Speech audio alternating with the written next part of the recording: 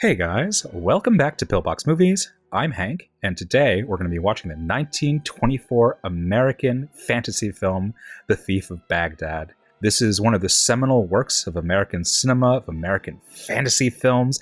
Its scope and its influence are far-reaching. A lot of this film is iconic, and justifiably so. My connection with this is mainly through the 1940 film, the Alexander Korda production. I love The Archers, I love Powell and Pressburger, so I watched that a while ago, and my curiosity was piqued in checking out its 24 adaptation. And so yeah, this movie is directed by Raoul Walsh. The film also features the magnificent star, absolute star, Douglas Fairbanks. You'll see. Star. There's no other word for it. He's a star. So yeah, if all that sounds interesting to you, let's check out The Thief of Baghdad. And before we get started, don't forget to click the like button and subscribe for more old, obscure, and art house films. Oh yeah, that's going to be too loud. This is available for purchase via Cohen Media Group. They have a Blu-ray of it. Oh, that's too loud. Ooh, Scheherazade. I should have known. The piece by Rimsky-Korsakov. Korsakov, that's right. Oh, what a beautiful opening. Stolen by Aladdin immediately. Telling the tale, story in the desert. Oh, this is such a beautiful effect. It's utilized so well with the music.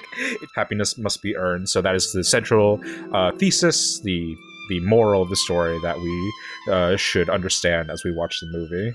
An opening, an American movie with the Quran. God bless aspects of the early 20th century. Just the silent era has such a different presentation, such a different stock in what should be presented to an audience, because this isn't the sound era, because the focus isn't on the performers' words in their voices. There's less attention as a result on close-up shots. And so we get to see full bodies, full sets, and sometimes it can seem very proscenium, it can seem like a stage work, but it is grand in its scope in comparison to a lot of modern-day films. Douglas Fairbanks playing the cad, the Aladdin role.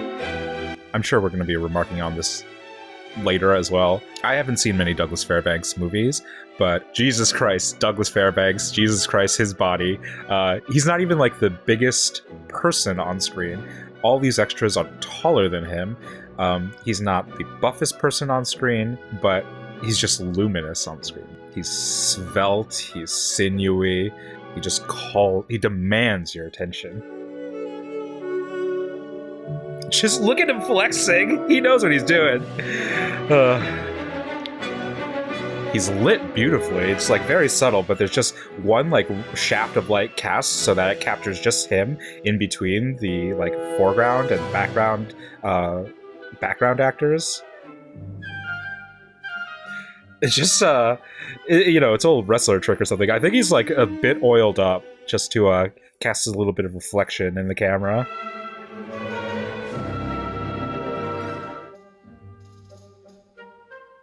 Ooh, and they showed that in the shot. They actually showed like the whole throw in the shot.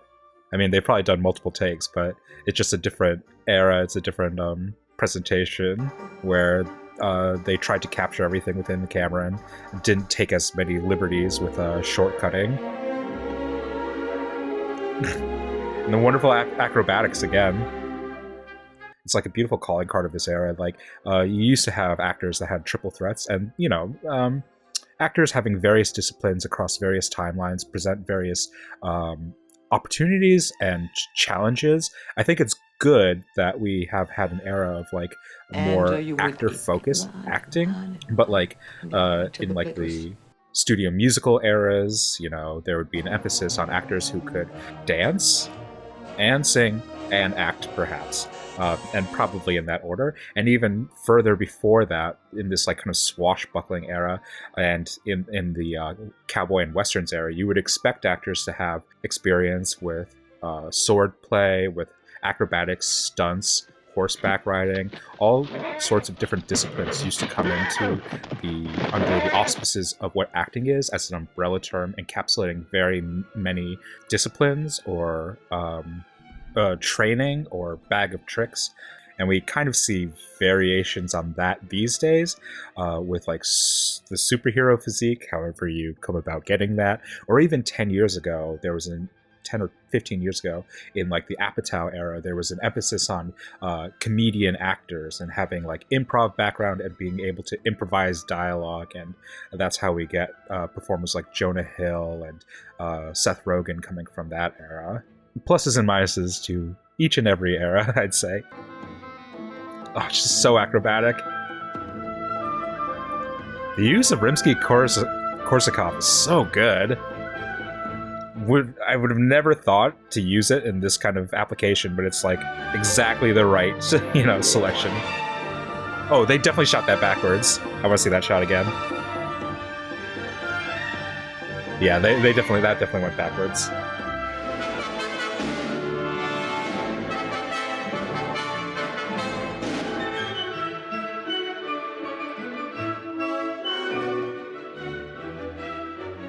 I think the lighting here is actually really, really great. I mean, it is like it's studio lighting, and it's black and white, but it really conforms to this sense of like this heated desert city. It really creates that illusion of like this is like a sun-drenched metropolitan in the middle of the day. Yeah, it turns out Arthur Edison is actually pretty good.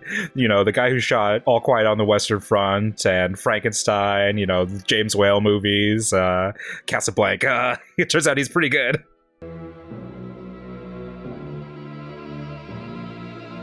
Jesus.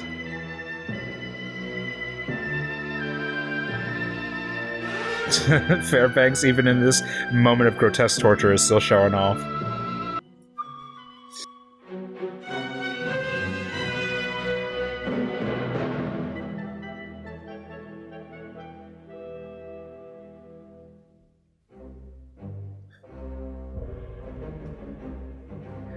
I'm also like really surprised. I mean, like I keep stopping and starting, and this is very early in the movie, but definitely Aladdin takes influence from this. How quickly this passes through the story, like each individual little snippet. We just get like kind of like recycled presentations of Ahmed like getting into a caper, stealing something, and escaping by the skin of his teeth, and it's just slowly developing on that. And turning up the dial and slightly increasing the stakes more and more.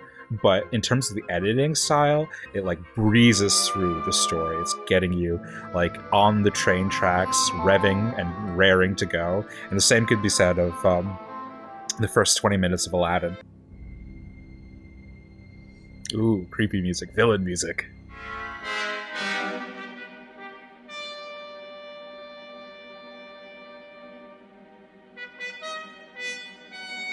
Is this our Jafar character, or the Grand Vizier in the 1940s version? As played by Conrad Veidt. Brilliant in that.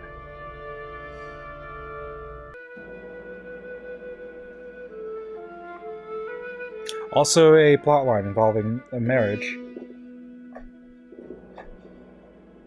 Similar to Aladdin, similar to Thief of Baghdad 1940.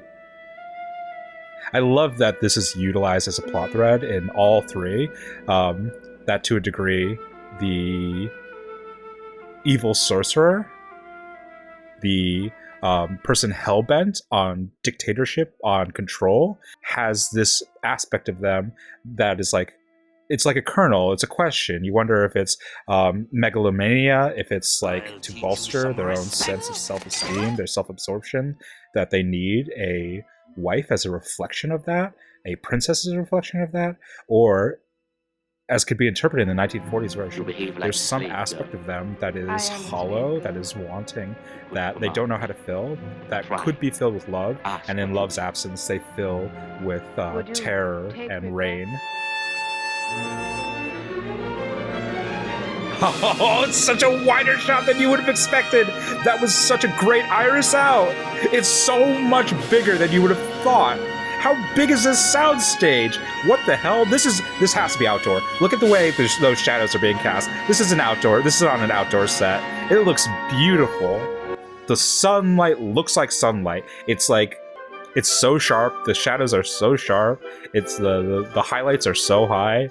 It looks like it was shot outside. There's no way they could have gotten studio lamps to flood that much space. Sorry to geek out about lighting.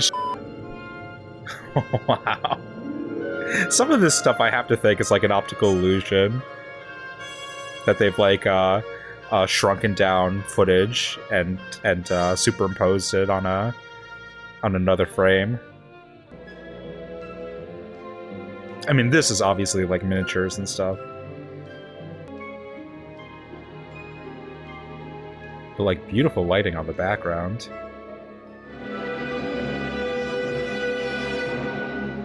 My animal exploitation brain is getting the ick from these scenes. That's just bad writing. That's just bad writing.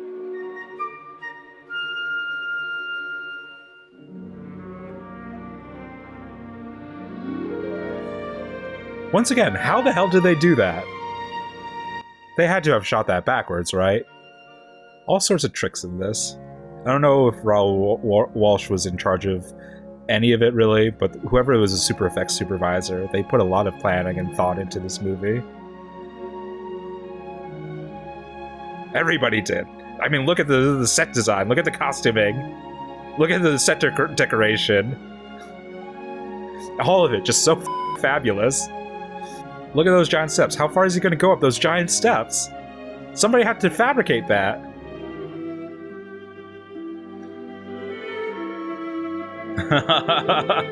Out of focus like a mother. That is a leading lady. Is that Anime Wong?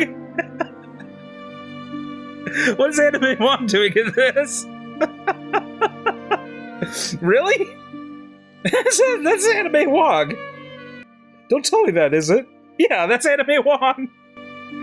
Is she gonna be a spy for the Mongols? Ooh, I love that stance, that gesture.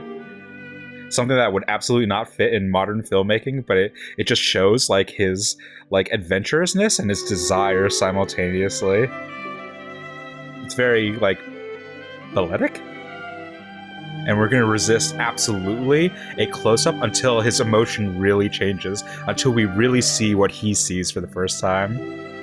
I love.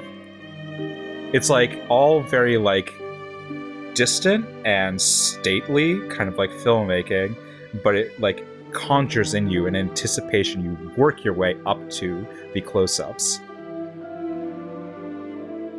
You're in his head without being in his head. It's going to take him time to come to an actual revelation. This isn't a character with a deep interior life until he discovers it, and we have to discover it with him.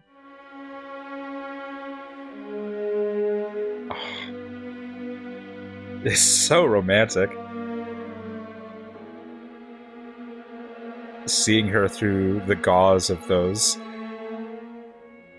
curtains.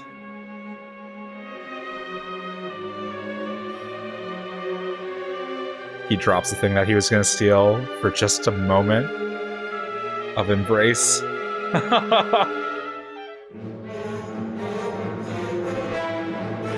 Oh, wow. 3 cuts, but still look great. Ooh, a suitor, perhaps. I mean, obviously, it's the suitors are coming for her.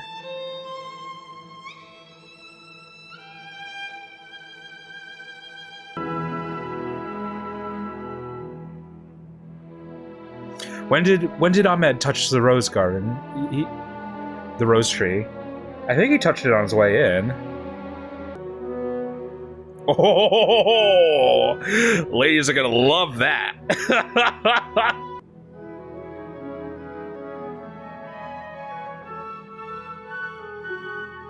I love the different distances that he sees the princess at. It's for such a reactive character, these moments of pause, of observation, of voyeurism, they're a wonderful contrast to his character.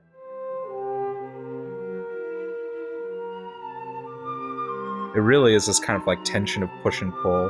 The wide shots and the close-ups of the princess, like how close and how far we are made to observe her. He was this close in the previous night, and now she's just so far away.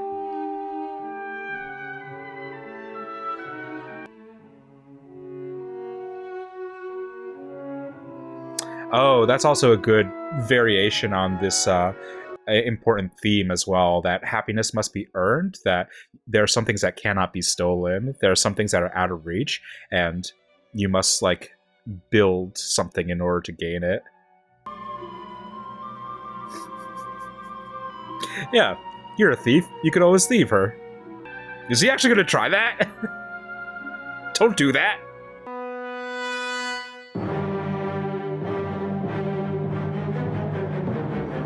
He's got a nice beard. I appreciate the beard. Oh my god! The outdoor shots are amazing! Another weird detail you could, at least leads me to believe these shots are outdoors, is you could actually see, like, clothes drafting in the wind. Wow, wow, wow, wow, wow! Prince of Persia. Ooh. Oh, she's kind of into it. She likes a fulsome man.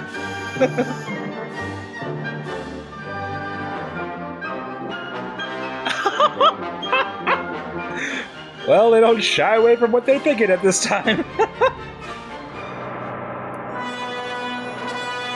I wonder where her walk is.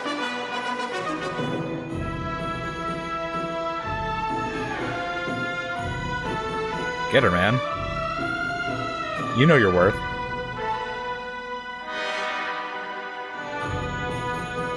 Ooh, I like his clogs. I don't see what's the problem. I guess he's a genocidal murderer, but apparently that's a problem for you.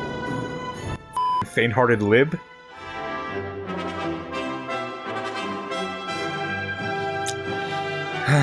I mean, princesses do know what they want.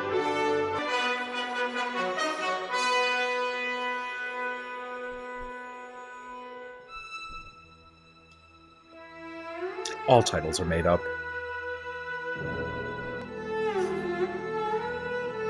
Lil B! Allah's strength is fierce.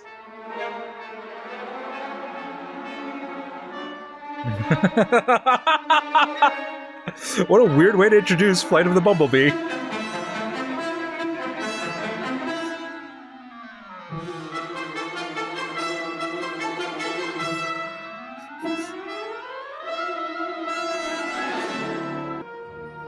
A little bit of Romeo and Juliet, of course.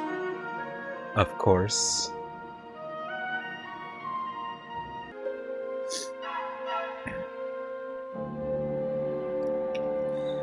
Not bringing the best energy to this encounter, I gotta say. Oh, she's into it, okay. Getting mixed signals from this. Not from her, but from this movie. Don't woo so capriciously, Ahmed. Douglas. Try a little bit of tenderness.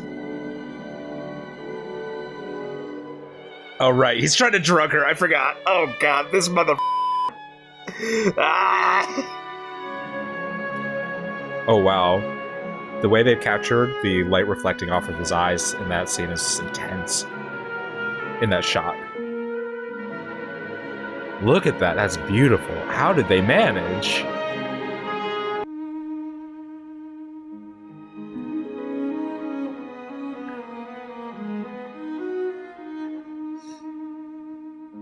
And he's gotten that embrace that he didn't get the first time they encountered each other.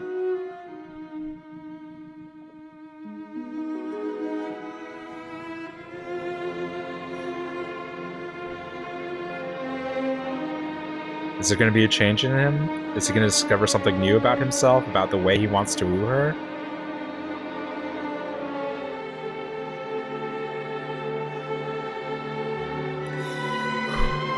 If they had put them both on in the same shot, in the same frame, they would have exploded. It would just be too much. Oh. I think this is a good enough workaround to him drugging her and stealing her away, but it's a good characterization of him as like a cad. I don't know. I maybe would not have included him attempting to drug her part. Ooh. Ooh. I love this is such a like an early 20th century thing. The different ways they find to not just kiss on the mouth, kissing different parts of the body, kissing the hands, kissing her dress. It's just so sensuous. And it's such a good workaround from just doing the same boring positions in bed that you get. The standard kissing on the lips thing that's just all modern movies, because there's no other ways for characters to display affection or sensuality with each other.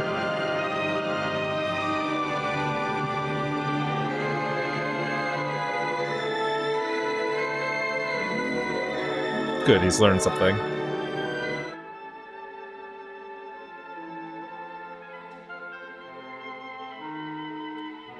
What is with this little bit of like slutty devotion to his master we've got going on?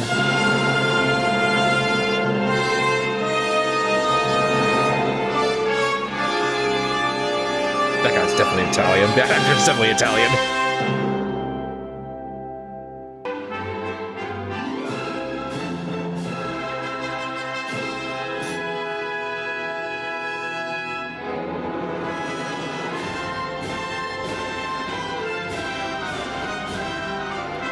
Beautiful little procession shot.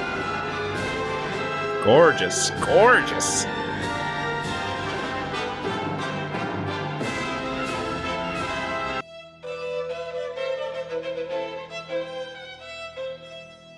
Is he gonna give it back?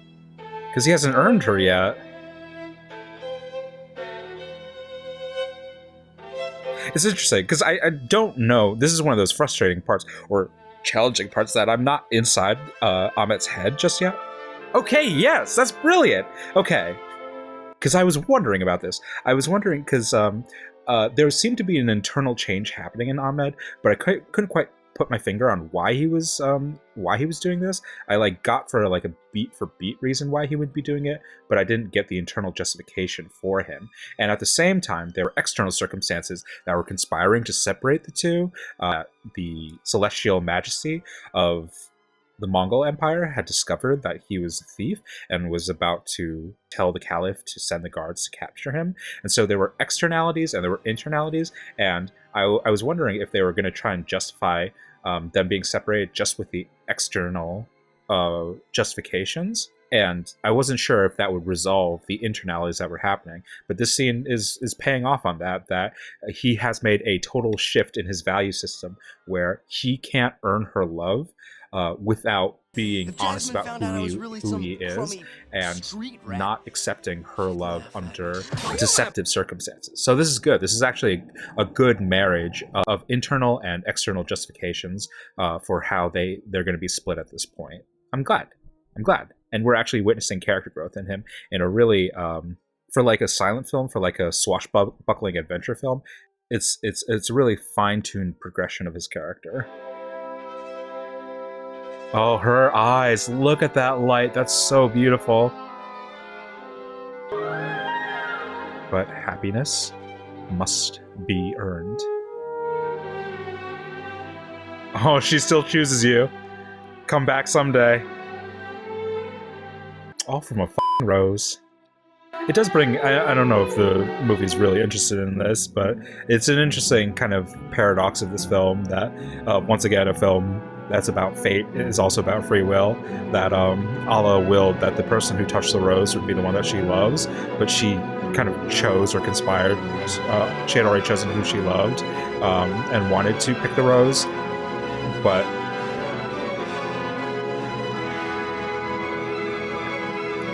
the film's message is predicated on him exerting free will and like learning this lesson on his own and changing of his own volition, and that's how he can get what he wants. Oh yeah, this is what we wanted, baby!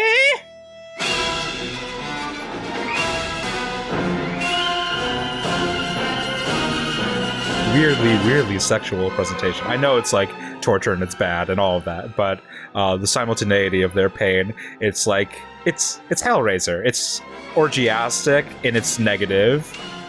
Them experiencing simultaneous emotions is a kind of an emotional climax. Again, I really don't think the film is discussing this, but an essential paradox of determinism versus free will. Choose, I command you.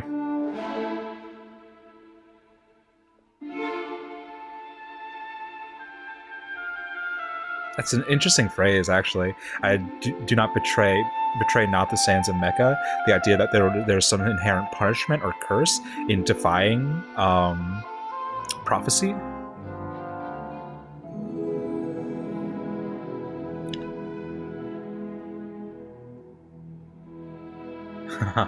Great. A different riddle, a different prophecy. Make thyself a prince. It's like, I love that term because, like, in a materialistic world, in like a contemporary world, we interpret that as like gain as much fortune, gain as much, accrue as much capital as possible to leverage yourself. But in this fairy tale setting, in the 1001 Arabian Nights, in the story of what Allah wants for you, it is to make yourself a man who is worthy.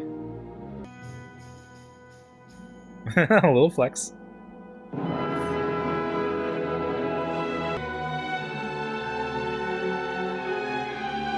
Beautiful. Beautiful. I'm gonna pause for a second. I think like determinism is such a challenging theme to explore in film because it makes a sense. It gives you a sense of a rigid universe, of a implacable universe. Like this is in Greek tragedy, fate is like the course of human events that leads us invariably to our destruction. But in this instance, how this theme is wrought out by this film. I think determinism, fate is. I think it's beautiful. I think it's like what the optimistic version of it, the version of it that is present in Jacques Demy films, that is present in a lot of fairy tales, that fate is you as an individual allowing yourself to be a part of the universe, allowing yourself to recognize the miracles of the universe and count yourself within those miracles. And so in this instance, with the fortune teller or the caliph saying, 3 suitors left the city, but what I'm seeing says that there are still 4 suitors for the princess. The moment that Ahmed determines that he is willing to participate, that he is willing to stake out and prove himself on behalf of the princess and on behalf of himself, the universe accepts him and says that your place is now with us, your fate is now amongst our heroes and will be recorded in our annals. I think it's a wonderfully optimistic interpretation of what determinism is. Determinism is opening yourself up to the miracles of the universe. By the way, I don't know when we're going to go over this, but the 40s version is astounding. The Korda version, the Powell version, and there's this really great Coppola commentary on the 40s version, specifically about Conrad Veidt's performance that I really resonate with. I didn't necessarily see it upon my first viewing of the movie, but I do. It's a very Coppola interpretation of Veidt's character and how walks, how he moves, how he looks is so perfect. Even in his darkness, there's a side of him that is 3 at a time, that wants love, that's like desirous of purity, of forgiveness.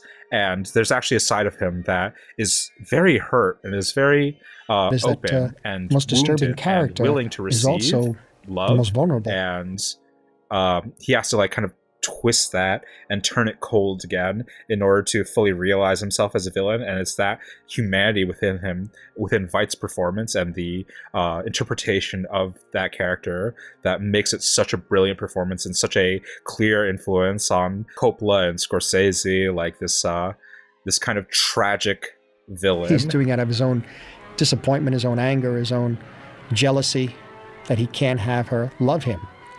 And because that aspect, in my mind, of Jaffar's humanity, it makes it extremely disturbing and sustains the picture over many viewings.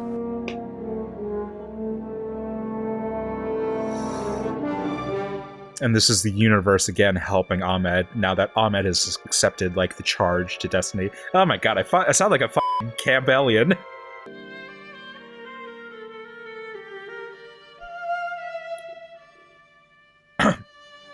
Little pause. And I actually like this delayed gratification of the seventh moon and stuff. Not that this is necessarily what the story or the movie is portraying, but it's a gestation period. It is symbolically like a coming to term that the two lovers are having with each other that will be consummated when they come together again. Usually at the end of that, a baby comes out. But I guess at the end of this, a baby will go in.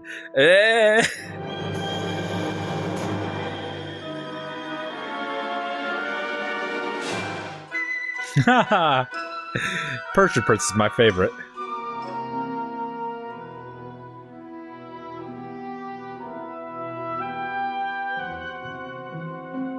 And in contrast, ooh, magic carpet, that is valuable.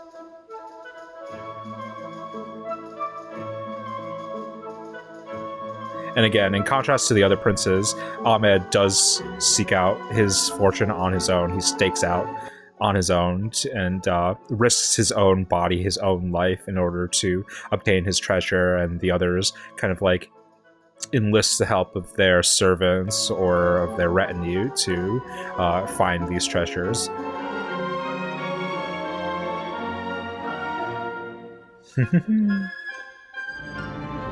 What the f***? In 1924? I mean, Lost World had some awesome creature effects too, but what the f***? I'm always shocked. I mean, it's like clearly a puppet.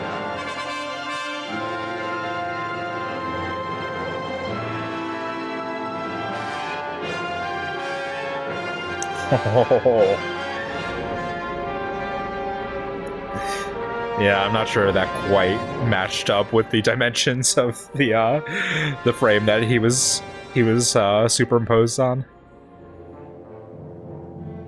That's that's scary. Oh, anticipating a little bit more of Powell. It's a little bit of the red shoes. Yeah, it is. Gird your loins. And that one's not as impressive. The 40s version had some amazing giant spiders, though. Catch Sabu fighting against giant spiders. Oh, amazing! Yes! You'll love to see it. Oh my god.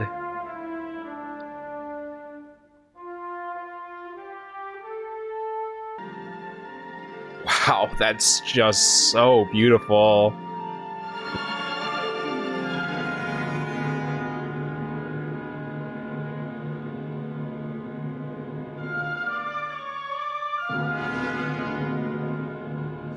Yeah. I'm sure that'll go off without a hitch. Nothing bad can happen. Whoa!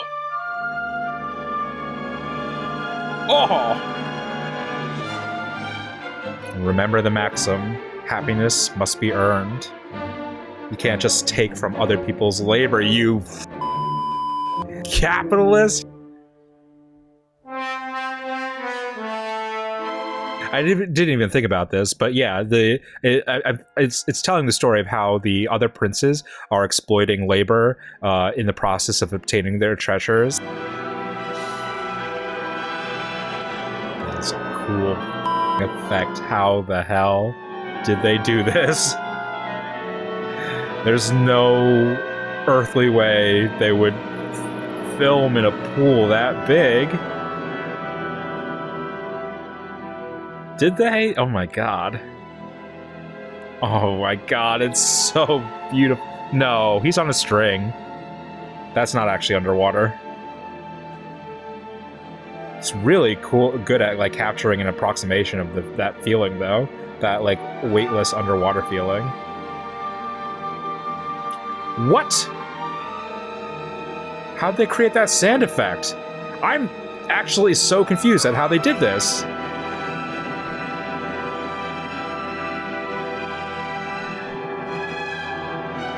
There's no way that's underwater. How did they get that sand effect, though? This isn't happening underwater.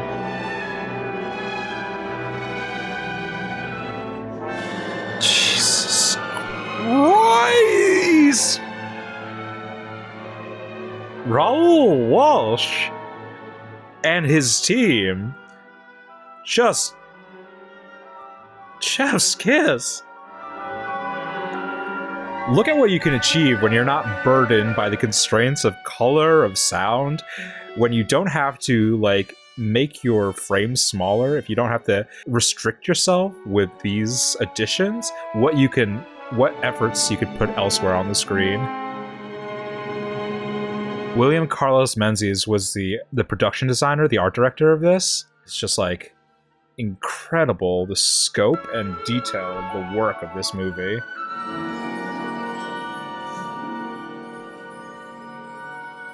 Really now? Magic apple.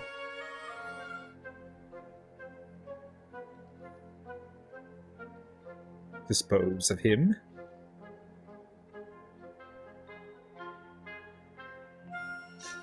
Oh, he dead. Not portraying nation heads in the most flattering of light. Just killing on a whim.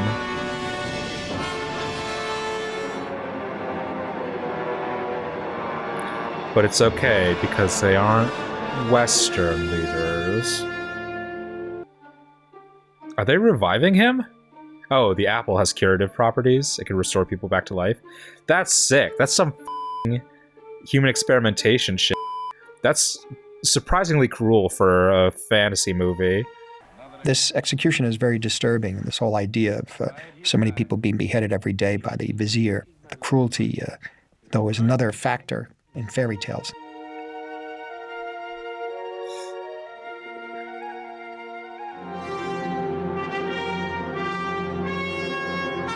And I shall revive her. I understand the impulse. A sick man's impulse. The need to feel needed. I can save her, because I've poisoned her.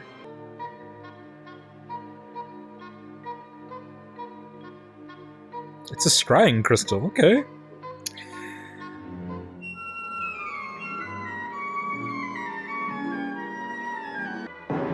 And so they think the princess is gonna be dead, and so... Okay. I didn't think that the villains would fly on the magic carpet. I couldn't have imagined. I thought it would be Ahmed. I'm guessing it'll still be Ahmed, but...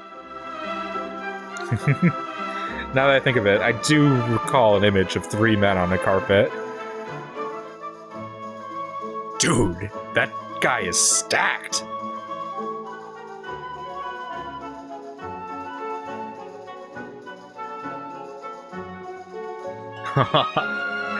It's a beautiful effect. They must have been shitting themselves trying to get that to work. The extras were like, my life is in danger.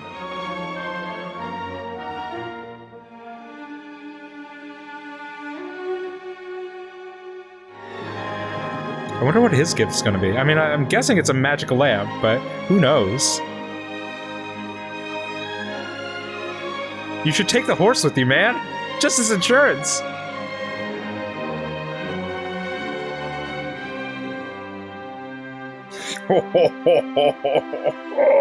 I do not think that looks good at all, but whatever suits your taste, man.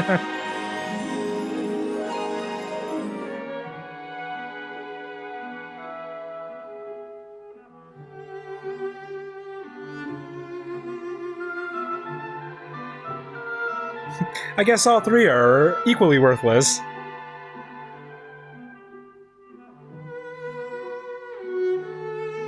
Girl bath.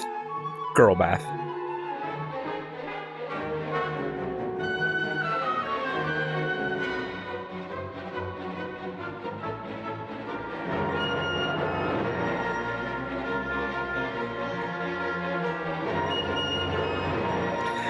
This is like the part that would be like the most appealing to a young Steven Spielberg or George Lucas or Francis Ford Coppola, and it's like the most boring part to me. This is the part that people love about Dune too, and I just like can't stand it. It's like This is the jump you have to make between bouts of like personal development in the main characters, but this is the spectacle that appeals to a certain part of the audience. Getting to see 1 million extras wage fake war. I do like that silhouette though. Ooh. I love that theme that they have for the Mongol king. It's so eerie.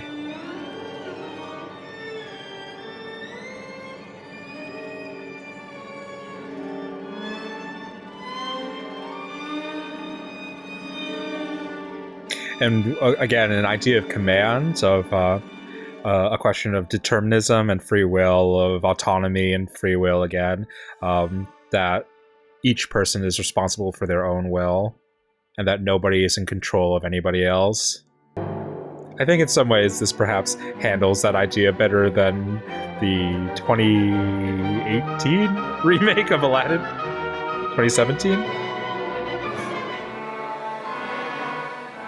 Like, this is the part in movies that kids cheer, like, in, like, radio shows and stuff. The part where the cowboy has to, like, has to make it in time to save the girl. And I just think it's so boring.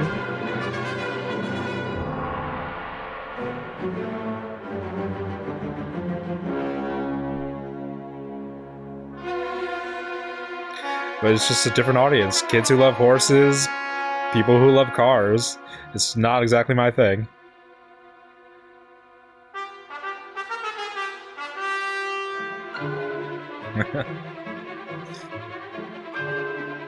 Make sure you have enough sand, man. Don't waste it all. That's so many extras. Good for them.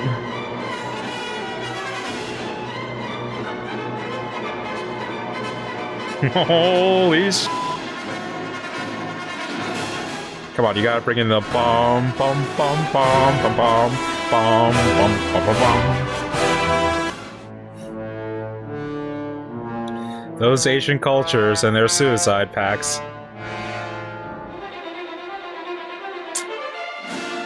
Girl, he's never gonna text you back. How many extras could you get back in these days? What the hell? Genuinely, what the hell? Genuinely!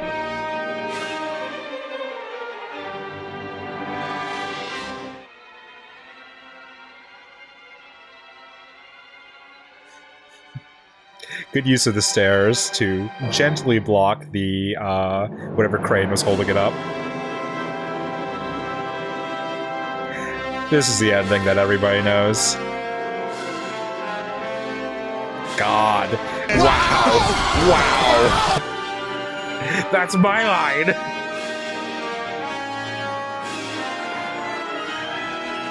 Whew.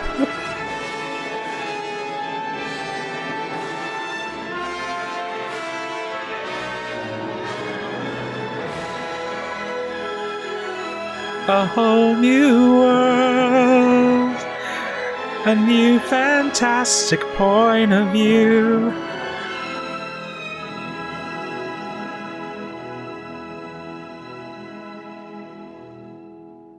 Beautiful. Absolutely beautiful. Absolutely beautiful.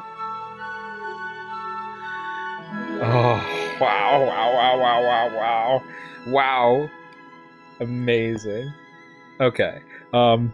Like, from a technical point of view, I think this is a brilliantly conceived film. There's just so much going on in it. It's a visual feast. I don't want to dampen my praise of this film because I think for what it sets out to be, it's a brilliant film. I do want to qualify this viewing experience for myself personally, where I am, because this is not the type of film that I like. And so there was a lot of excitement for the film that, as the film progressed, gave way to more on the side of appreciation. And I think there are valuable lessons to be taken in contrasting the approaches that this and the 40 version, Corda version, the Powell version take, both in terms of excesses and the limitations, I think like there are a lot of ways that you can contrast the two, color versus black and white, silent, ensemble versus relatively single star focused. And yeah, I think like I really appreciated the spectacle of this, the technical aspects of this in the first act. And as the film progressed, just as in terms of my personal taste, I wanted more and more, increasingly more out of this story, increasingly more out of the development of character. And that's not the type of story that this is at the end of the day. As the film progressed, it gave way to further and further spectacle, and it gave way to a hugely celebratory, insane ending that wasn't so much about character anymore. It wasn't so much about where Ahmed is at the end of it, other than victorious, that it's a celebration of his victory. But in terms of his internal struggle, that got resolved the moment he decides to set off and find a treasure to win back the princess. And so his story was basically over at that point.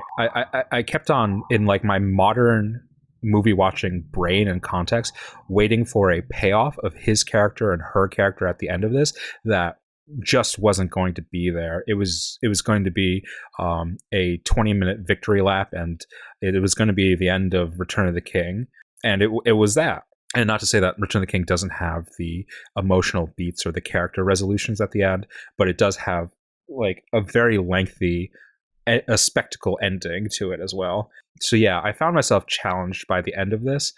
For as many good things as it has, I think you could contrast it with the good things and the limitations that the 40s version has.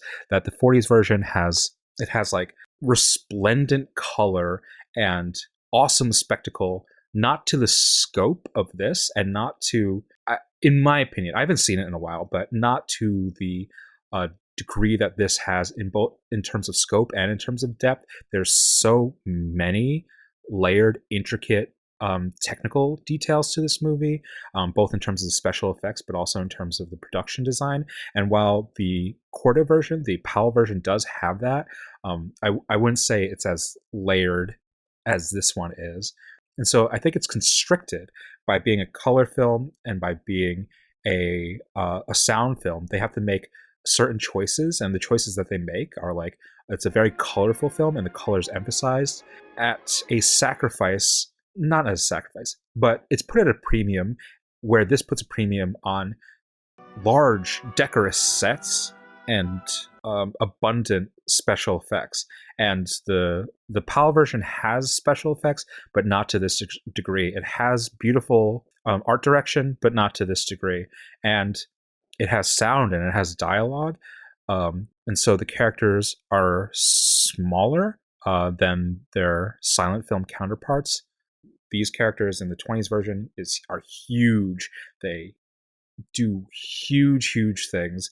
And apart from like the genie and Sabu and Veidt's character, the vizier, in the PAL version, I don't think they have quite the same scale as this. But what it lacks in that, it brings its own kind of like filmic language and its own advantages and disadvantages, in that it being a sound film, it being an ensemble film, we get a lot more of these characters, and we get kind of like the romance between Ahmed and who's June, does June's character, June Dupre's character, have a name? No, it's just Princess in that too. But we get more of like their romance, and we get to like sit in it and ponder it a little bit more. We get that in this too, but it's mostly reserved for the first act, and it mostly fades away as the film progresses, because they've been reduced to their stock roles, what they are obliged to do in the course of the film, tying back into the deterministic aspects of the movie. They're on a train track, and they're going to keep on going on that track until the end of the movie, and we get to see fewer and fewer eccentricities or idiosyncrasies of character. We get to see less close-ups, less fascination with them as human beings, and I think the PAL version has more of that, beautifully rendered, and especially in Conrad Veidt's character. And so while both are telling like basically the same or similar stories, for me, like there is a lot of personal value in the 40 version and a lot of technical value in the 24 version. None of this is to say that this is a bad movie at all. I think it speaks for itself pretty well, and the amount of talent on display here, Walsh's direction, Fairbanks' beautiful acrobatic performance, his well-chiseled body, the art direction by William Cameron Menzies, the cinematography by Arthur Edison. Like, clearly there was talent on hand in this, and it shows on the screen. I think they're worthwhile to watch in tandem with each other and see what you get out of each one. This is actually making me more interested to watch more Arabian Nights narratives, so I'm going to give those a look. I'm also interested to check out the Portuguese adaptation. I don't know if it's really about Arabian Nights at all whatsoever, but yeah, I'm curious to find out. So yeah, that was Raoul Walsh's 1924 The Thief of Baghdad. An amazing, astounding feat. Let me know what you think in the comments down below. This is available to purchase in like Masters of Cinema, I think, and I guess like Cohen Media has one as well. Give it a look. Let me know what your thoughts are. In the meantime, don't forget to click the like button and subscribe for more old, obscure, and art house films. And until next time, keep watching good movies.